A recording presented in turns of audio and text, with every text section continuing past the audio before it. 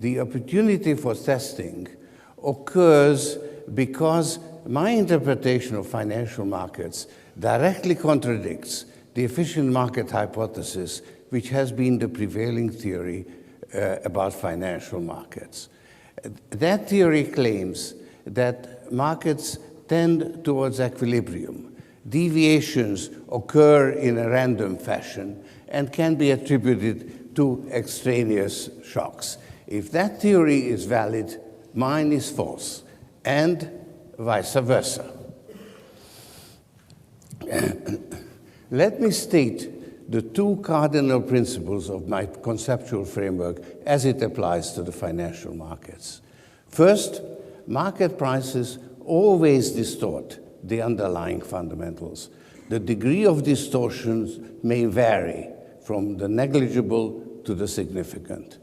This is in direct contradiction to the efficient market hypothesis, which maintains that market prices accurately reflect all the available information. Second, instead of playing a purely passive role in reflecting an underlying reality, financial markets also have an active role. They can affect the so-called fundamentals that they are supposed to reflect.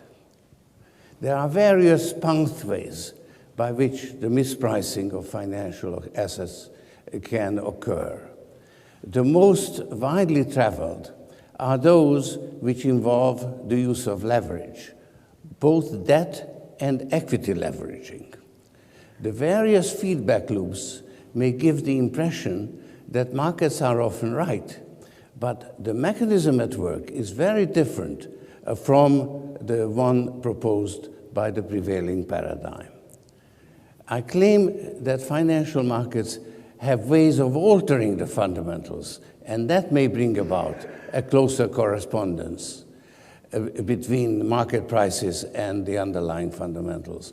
Contrast that with the efficient market hypothesis, which claims that markets are always accurately reflecting reality and automatically tend towards equilibrium.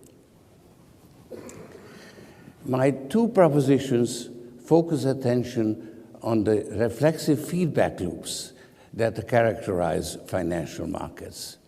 There are two kinds of feedback, negative and positive. Negative feedback is self-correcting. Positive feedback is self-reinforcing.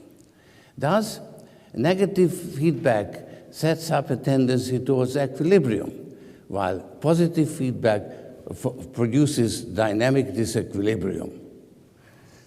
Positive feedback loops are more interesting because they can bring about big moves, both in market prices and in the underlying fundamentals.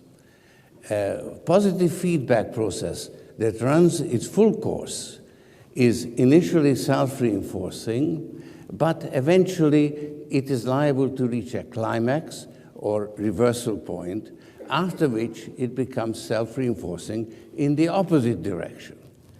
But positive feedback processes don't necessarily run their full course.